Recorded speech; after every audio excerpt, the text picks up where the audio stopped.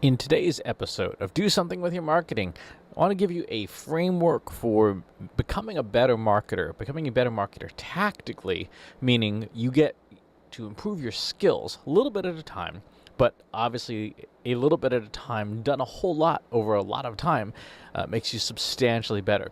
One of the things that people say when they're talking about analytics or machine learning or statistics or anything is, well, I don't know where to start. Well, pick anywhere to start and just do one thing.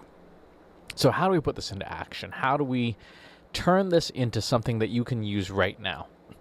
The do something framework for this is what, why, how. So let's take a look here on screen. This is everyone's friend, Google Analytics. And in Google Analytics, there's a ton of stuff that you could be, tons of buttons you could push all sorts of places. And what we want to do is apply this framework of what, why, how. What is the thing? Why is it important? And how does it work? So let's do this. Let's go through one of these features. So let's pick a feature here. Let's go with cohort analysis. Now, you may be seeing these features in your analytics. You're like, I don't know what this thing is.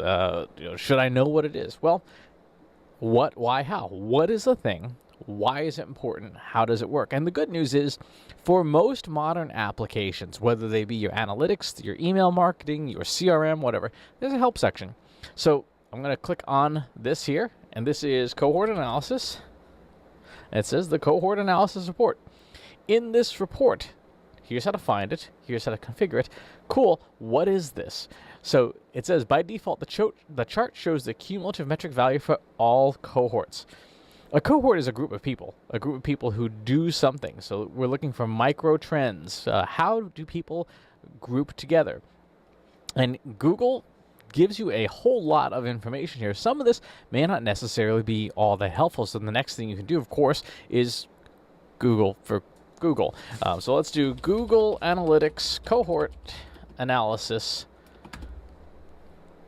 And then, of course, we see tons and tons and tons of articles that people have written about how do you use this thing? What is this thing? What is it for? So again, what is it?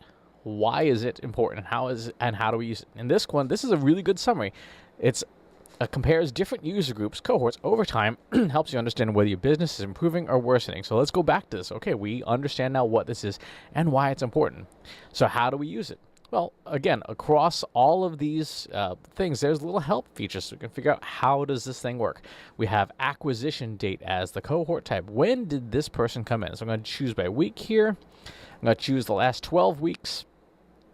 And I'm looking at my website, how much of my audience comes back. So this week here, which is the current week, 2,300 users, 100% of them have come back because, of course, this is this week. Last week, 100% of the users in that audience, 1.7% have come back, so pretty small number. And you can see over time, we can see the different audiences come back at different rates. Now, suppose I want to compare a different audience. What if I add in, say, Facebook? Add in the Facebook segment here. We can compare, let's compare how loyal my Facebook audience is. So there's my all users, 1.7% of that audience came back this week. 2 weeks later, only 0.59% of that audience. So it's losing some loyalty there. But whoa, look at Facebook. Facebook, I'm keeping none of my audience, right? So people come in from Facebook, and not many of them, but the ones that come in, they don't come back, right?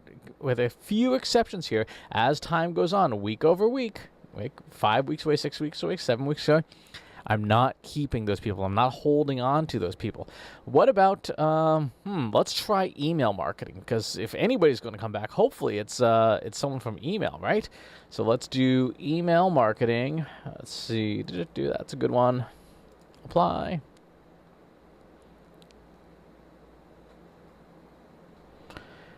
Email marketing. Look at this. You can see much more green. People coming back. So I kept a good chunk of this audience. I've kept a good chunk of this audience. I'm really holding on.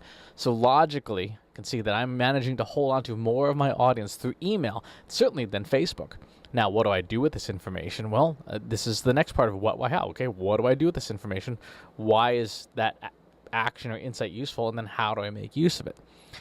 If I know that email has much more loyalty than Facebook, then I know that I can probably make a slightly harder sell or ask in email than I could on Facebook, right? If I'm going to run retargeting ads, for example, on Facebook, I almost have to introduce people to my website again because 0% of them are coming back. So they're just not showing up. Whereas with email, sometimes 12, 13, 14% of people are coming back, which means, okay, you remember who I am, which means I can ask you to take the next step in the customer journey. So this what, why, how framework applies to every single feature in every single piece of software that you use across your marketing. So start using this. Do something with this. Whatever it is that you do for marketing, whether it's pay-per-click ads, whether it's display ads, whether it's video marketing, whether it is bulletin boards or billboards, figure out what is the thing I'm looking at that I want to improve my skills on.